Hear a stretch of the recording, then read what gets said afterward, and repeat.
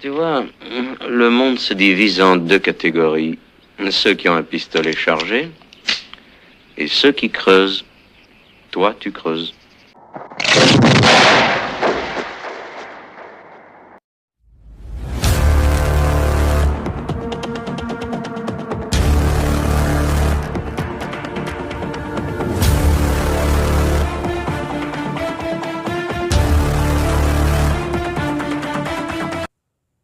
Et salut les amis, bienvenue sur cette nouvelle vidéo de I Not Ciné. Alors là, aujourd'hui, on va parler du premier épisode de ça, Welcome to Derry, parce que on l'attendait plus ou moins cette série, franchement, parce que j'avais bien aimé ce qu'avait fait Andy Muschietti sur les premières, sur les films qu'il avait fait en 2017 et 2019. Donc sa partie 1 et sa partie 2 qu'il avait vraiment tiré des bouquins. Même s'il respectait pas forcément l'ordre des fois de ce qui se passait dans les bouquins, mais dans tous les cas, on revoit tout ce qui se passe et on peut dire que ces films avaient quand même plutôt bien marché, malgré le fait que c'était un peu différent de ce qu'on avait vu dans le téléfilm de 1990 avec Tim Curry dans le rôle de Gripsou, donc qui nous faisait déjà bien flipper, mais il faut dire que le ça, donc le clown Gripsou de Tim Curry était plus comment dire, c'était plus de la peur, c'était plus psychologique. Et on va dire que celui de Bill Skarsgård qu'on a vu dans 2017 dans la partie 1 et dans la partie 2 de 2019, c'était quand même plus... il y avait un peu de psychologie évidemment, mais il faisait beaucoup plus peur, on dirait. C'est vraiment le film d'horreur qui faisait peur. Quand il apparaissait, il y avait plus de scènes où on flippait, il y avait des screeners, beaucoup plus. Et là, on retrouve un peu ça dans la série. Alors, ce premier épisode, je vais en parler après. Je vais d'abord parler un petit peu de ce qu'on revoit dans ce premier épisode. Hein. Alors, je reviendrai sur les autres films après. Donc, tout le monde connaît la version de 90, peut-être moins les plus jeunes. Adapté donc du roman de Stephen King, Ça, hein, donc en 1990, qui était avec Tim Curry, qui était dans le rôle de Gripsou, donc le clown, hein, qui reprenait aussi plusieurs apparences. Donc, on verra ça plus tard. On a vu donc le diptyque, Ça, de Andy Muschietti, en 2017 et 2019, avec Bill Skarsgård dans le rôle du clown. Et on peut dire que Bill Skarsgård a vraiment très bien repris, différemment, le rôle. Et là, du coup, eh bien, une nouvelle fois, Bill Skarsgård reprendra le rôle dans cette série. Donc ça, Welcome to Derry. Donc, premier épisode, donc qui est sorti sur HBO Max le 27 octobre 2025. Donc là, ça fait 3 jours. Et que j'ai enfin pu regarder et puis voir. Et donc, premier épisode réalisé par Andy Muschietti, sur une idée d'Andy Muschietti. Donc il a vraiment eu l'idée de faire un épisode, donc une saison, une série préquelle, donc qui se déroule avant les événements qu'on voit dans les deux premiers films qu'il a fait en 2017 et 2019. Donc ça se passe dans les années 60. Et donc ce qu'il faut savoir, c'est que déjà, je peux vous le dire, Andy Muschietti, lui, il a prévu de revenir dans les années 60 pour raconter un peu les origines de Gripsou, donc le démon, donc ça, le clown, des origines d'où il vient exactement, et il a prévu de faire 3 saisons, c'est-à-dire il y aura une saison par une espèce d'événement qui se passerait dans une année particulière, c'est-à-dire que là, peut-être dans les années 60, il a prévu de faire 3 saisons sur des événements qui se passent à Derry, donc dans la ville où ça se passe, il y aura peut-être dans les 70, et dans les années 80, quelque chose qui se passe, sachant que ça, normalement, vous verrez dans les films, revient tous les 28 ans, il va peut-être inventer un truc pour savoir quand est-ce que ça pourrait revenir à chaque fois entre les deux, avec des événements particuliers, et pourquoi pas, j'ai envie de vous dire, je pense qu'il a moyen de le faire revenir 2-3 fois, et tous les 28 ans, normalement, comme c'est prévu dans les romans, et il faut savoir que donc ça se reviendrait vraiment sur les origines de ça, donc là ça commencera dans les années 60, je vais vous expliquer après le synopsis, et je commencerai à spoiler pour ceux qui n'ont encore pas vu la série, ils couperont la vidéo évidemment. Donc il faut savoir que dans cette série, il y aura 9 épisodes, le premier étant réalisé par Andy Muschietti lui-même. Alors qu'est-ce qu'on peut dire aussi, ben, que ça sera un épisode par semaine par contre. Ça risque d'être un peu long pour les fans, pour moi aussi d'ailleurs, parce que j'adore cette histoire de ça. Et donc il y aura un épisode par semaine sur HBO Max, donc ça serait très long. C'est-à-dire que le dernier épisode arriverait le 22 décembre, donc juste avant Noël, donc ça va prendre quasiment 2 mois, vous voyez, pour avoir 9 épisodes, sauf bien sûr ceux qui pourraient en avoir un peu avant mais bon, voilà. La musique Eh ben, la musique, c'est toujours le même musicien dont j'ai oublié le nom, mais la musique, c'est toujours le même musicien donc, qui était attribué déjà à Andy Muschietti pour sa 1 et sa 2 dans les films, donc c'est toujours lui qui réalise la musique. Ensuite, que dire? Eh bien, ça se passe toujours à Derry, donc forcément, hein, les origines, on revient toujours à Derry, donc cette espèce de petite ville dans laquelle se passait l'intrigue dans les films. Donc, j'ai pensé quoi de cette série? Eh bien, franchement, l'ambiance est là. La musique, toujours réalisée par le même musicien, elle est là. Réalisée par Andy Muschietti, qui avait très bien réalisé les deux premiers films. Franchement, on s'ennuie pas. Les jeunes acteurs qui jouent les enfants jouent très bien, je trouve. Il y a une espèce de légèreté. Ils jouent vachement bien, on les connaît pas plus que ça.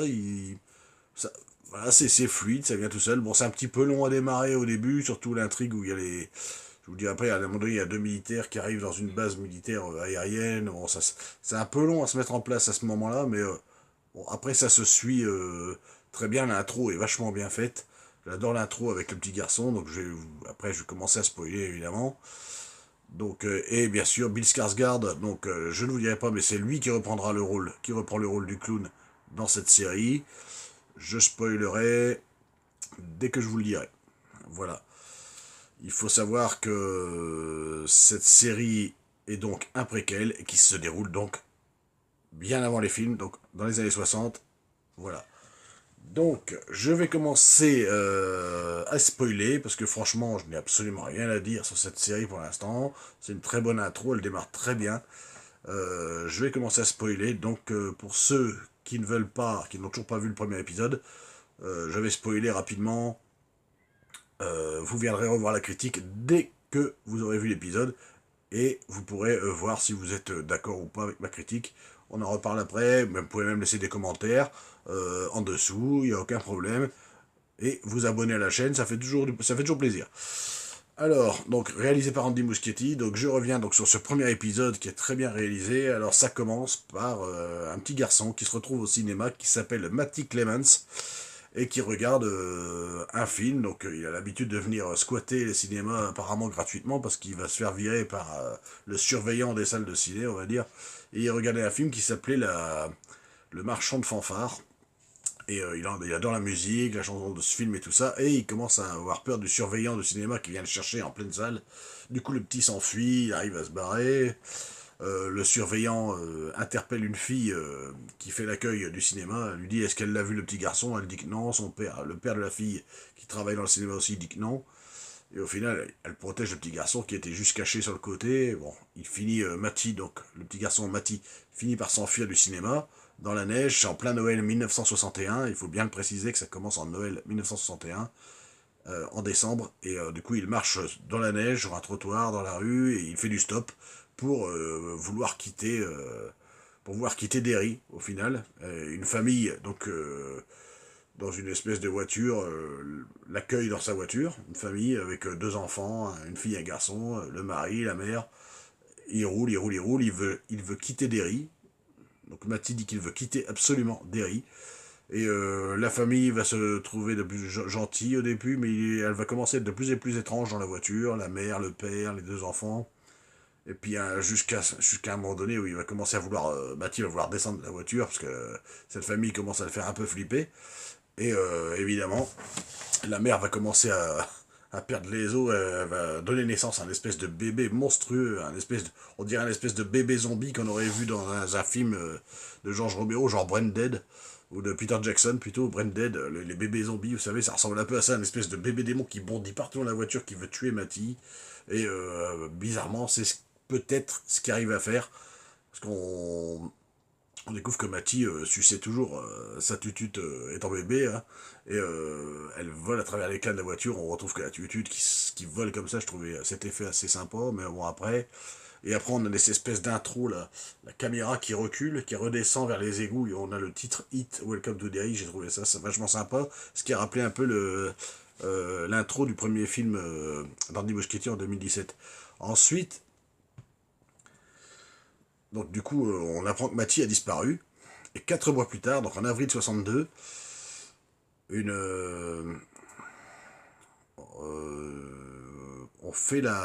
on voit deux lieutenants qui arrivent, donc dans une espèce de base militaire aérienne, 2 lieutenants de l'armée de l'air, qui ont fait la guerre de Corée, et qui arrivent dans une espèce de nouvelle base militaire. Ils sont là pour tester, ils ont été mutés, ils sont là pour tester un espèce de nouvel avion, et un des militaires s'appelle le lieutenant, ou le commandant Hanlon. Hanlon, Leroy Hanlon, donc qui serait peut-être, allez savoir les années 60, le père de Mike Hanlon, qu'on verra plus tard dans les films. Le petit jeune qu'on verra plus tard dans les années 90-2000, des films d'Andy Muschietti. C'est ça, ouais, j'ai retenu le nom Hanlon, donc je pense que pour les fans, on retiendra le nom Hanlon de ce militaire qui arrive, donc il doit y avoir un rapport après, ce qui va se passer. Pour l'instant, ils sont là, ils sont accueillis par un général, tout ça. Évidemment, le père Hanlon est noir de peau, et ils vont affronter, alors lui, en tout cas, parce que son collègue, son ami est blanc, et lui, il va déjà affronter le racisme. Il faut savoir que le racisme était déjà bien présent dans les années 60, surtout au niveau de l'armée aussi, d'ailleurs. Même, je dirais même encore plus, allez savoir, était déjà bien présent dans ces moments-là, et malheureusement, bon, je pense que c'est un peu moins présent aujourd'hui, mais allez savoir, peut-être pas.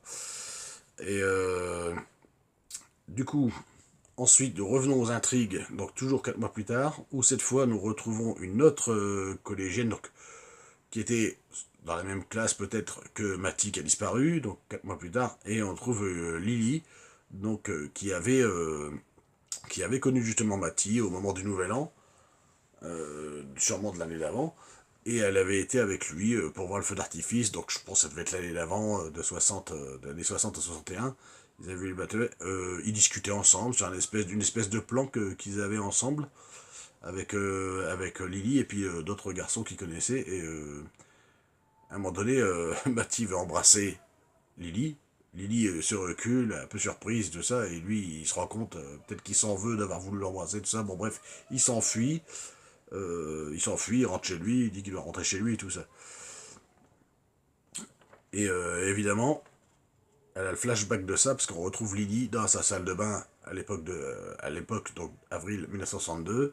Elle a le flashback de ça, et dans la salle de bain, elle entend la voix de Matty à travers les lavabos. Donc évidemment, ça va vous rappeler forcément la scène dans les films de ça, où Beverly entend aussi les voix dans le lavabo.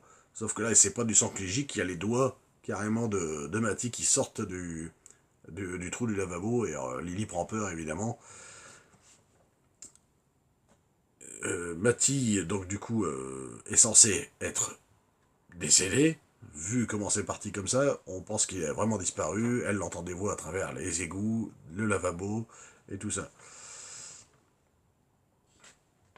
Ensuite, qu'est-ce qu'on pourrait dire? Eh ben, elle décide d'en parler à sa meilleure amie, enfin une amie qu'elle a du coup au collège, donc son amie Patty, qui commence aussi à avoir un peu honte d'elle, parce qu'il y a une espèce de groupe de filles qui se moquaient déjà de Lily, qui est un peu renfermée, un peu timide, et Patty, elle, son amie, normalement on va dire son amie, essaye d'être son amie, mais en même temps elle essaye de plaire aux autres filles, vous voyez ce que je veux dire? Donc c'est un peu la faux cul du genre, faut que tu fasses bonne figure, mais là tu commences à me faire honte avec tes histoires que t'entends des voix dans les lavabos, enfin bref, un truc comme ça.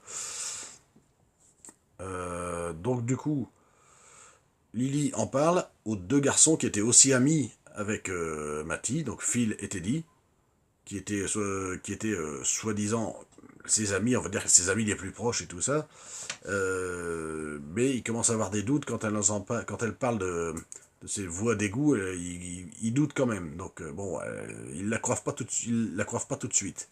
Il la croit pas tout de suite. Et du coup, un peu plus tard, dans la nuit, Teddy essaie d'enquêter, parce que Teddy et Phil sont 2 enfants qui s'intéressent beaucoup aux histoires fantastiques, aux comics et tout ça. Et Teddy, ben, plus tard dans la nuit, il lit sur son lit, il lit un bouquin, et puis il y a sa petite lampe de chevet qui est allumée, elle s'éteint toute seule, elle s'éteint, il la rallume, elle s'éteint, il la rallume, et d'un seul coup, elle s'allume, et il voit dans l'abat-jour un visage qui crie et tout ça, alors qu'il prend peur et tout ça, l'abat-jour prend vie, et j'ai trouvé cette scène vachement bien angoissante, le petit joue bien la peur, franchement, les acteurs qui jouent les enfants jouent très bien, je trouve. Bon, on les connaît pas plus que ça, mais je trouve qu'ils jouent très bien. Ensuite, ils vont décider d'enquêter, parce qu'ils vont commencer forcément à y croire, à toutes ces apparitions, ou à ces voix qu'ils entendent. Et avec la petite sœur, donc avec Phil, donc Lily, Phil, Teddy, et la petite sœur de Phil qui s'appelle Suzy, ils vont enquêter, ils vont aller à la bibliothèque, donc ils vont essayer d'enquêter, un peu ce qui se passe aussi dans les films, enquêter à la bibliothèque, savoir ce qui s'est passé à l'époque où Matty a disparu, ils vont savoir qu'il y avait eu un témoin à l'époque, c'était donc celle de l'accueil du cinéma, donc la jeune Ronnie, qui avait vu, on va dire là, mais elle n'en avait pas parlé, vu qu'elle était censée ne pas l'avoir vu. Mais ils ont quand même su qu'elle l'avait vu. Donc du coup, ils vont rendre visite donc au cinéma à Ronnie. Et au début, évidemment, elle ne veut pas être très coopérative. Mais quand Phil dit à Lily tout ça parce que t'as entendu une voix dans les lavabos, ah, et du coup, là, Ronnie dit, comment ça, qu'est-ce que vous avez dit? Oui, en bref, donc en gros, Ronnie, donc celle qui faisait l'accueil du cinéma, a aussi entendu des voix similaires dans sa salle de bain, comme Lily. Elle a entendu aussi la voix de Matty, et donc du coup, tous ces enfants-là vont décider d'enquêter tous ensemble, et ils vont se retrouver du coup dans un cinéma pour aller enquêter. Entre deux, le lieutenant Edlon, qui est aussi, donc qui sera forcément le père de Mike, je pense plus tard, lui est dans sa chambre en pleine nuit, il se fait agresser par des hommes masqués qui veulent lui soutirer des informations sur le nouvel avion qu'il doit piloter. Il se fait sauver la vie par son ami Polly, ça en reste là. Donc on se demande qui a essayé de lui soutirer ces informations. Pour l'instant, c'est une espèce de sous-intrigue qui viendra plus tard dans la série, je pense. Ensuite, nos jeunes gens, nos jeunes enfants se retrouvent au cinéma pour essayer de retrouver le film. Ils le trouvent, le film que Matty regardait avec la fameuse chanson Le Marchand de Fanfare et la musique et tout ça. Ils commencent à regarder le film, et au bout d'un moment, ils sont dans la grande salle de cinéma et ils se rendent compte que Matty est dans le film. Et d'un seul coup, Matty s'adresse directement à eux, les blâme sur ce qui lui est arrivé, et il leur lâche l'espèce de bébé zombie, l'espèce de bébé démon en pleine salle. Le bébé arrive en salle, et bien sûr, il tue quasiment tout le monde. Donc il tue Phil, il tue Teddy, d'après ce qu'on voit, et Suzy. Il ne reste plus que Lily et Ronnie, donc les deux filles, à la fin, et Lily hurle de peur, elles sont couvertes de sang, et ça se termine là. Donc l'épisode se termine là, et il dure 54 minutes, donc je pense que les épisodes dureront environ dans les 53-54 minutes. Voilà, je vous ai spoilé tout l'épisode pour ceux qui regardent. Je spoilerai pas tous les épisodes comme ça, parce que j'essaierai de faire des petites intrigues, mais là c'est pour vous mettre vraiment en bouche, pour ceux qui ont envie de continuer, ou ceux qui n'ont pas envie de le voir, ou ceux qui ont envie de le voir ou pas. Toujours est-il que là, j'ai spoilé quasiment tout l'épisode. Tout ça pour vous dire que ceux qui ne l'ont pas vu regarderont la vidéo après, vu que j'ai annoncé quand je faisais les spoilers. Mais il faut savoir que on n'a pas entendu parler du clown pour l'instant. Je pense qu'ils vont l'amener au fur et à mesure. Il y a un bon suspense qui va s'installer. Voilà. Donc voilà les amis, tout ce que je pouvais vous dire sur ça. Premier épisode, donc ça s'annonce plutôt bien. Pour l'instant, ça m'a plu, ce que j'ai vu. Ah ah. Et suis-je bête? J'avais oublié de vous montrer deux, trois choses. Eh ben, c'est le Steelbook de ça, de 1990. Donc, adapté de Stephen King, vous voyez, en Steelbook. Blu-ray, donc, du coup. Vous pouvez le voir. Donc là, c'est à l'intérieur. Je vais vous montrer, même aussi. Voilà. Vous pouvez pas le louper. Alors, il faut savoir que, bien sûr, pour ceux qui connaissent ce Steelbook, à la base, le ça de 1990 avec Tim Curry, que vous voyez ici, qui interprète Gripsou, et ben c'était un téléfilm qui est passé sur M6 à l'époque, je crois. Après, c'est repassé même sur RTL9 un peu plus tard, de 3 heures, donc en deux parties. La partie où les enfants sont, on va dire, agressés par le clown, et la deuxième partie où ils sont adultes plus tard, 28 ans plus tard, où ils rattaquent, où le clown rattaque, et on a la partie où c'est deux acteurs qui interprètent les enfants version adulte et tout ça. Et bien sûr, donc là, quand on a eu la chance d'avoir une version au cinéma, donc bien plus tard, donc en 2017 et en 2019 respectivement, avec ces deux volets, voilà, donc la première partie et la deuxième, avec Bill Skarsgård dans le rôle du clown, donc un peu plus screener, qui fait un peu plus peur, voilà. Donc là c'est des Blu-ray tout simples que j'ai acheté, parce que j'avais été les voir en salle, je m'étais bien fait flipper, je me les suis bien achetés après. J'avais bien aimé. Franchement, j'ai bien aimé le délire. C'était différent, un peu moins psychologique que celui de Tim Curry, mais franchement, celui-là, vous pouvez vous le trouver. Alors, du coup, c'est rare de trouver un téléfilm qu'on réadapte, on va dire, en film, pour le sortir en Blu-ray, quand même. Donc, franchement, celui-là, il vaut le coup. bien largement, et je suis sûr qu'il y a certains fans de la première heure qui trouvent mieux celui 90 que les deux adaptés, ce que je pourrais très bien comprendre vu que c'est deux visions complètement différentes, et la série donc que je vous ai présentée tout à l'heure. Voilà, donc j'avais oublié de vous présenter ça, et donc abonnez-vous à la chaîne, toujours, si c'est toujours pas fait, et puis on se retrouve bientôt. Salut!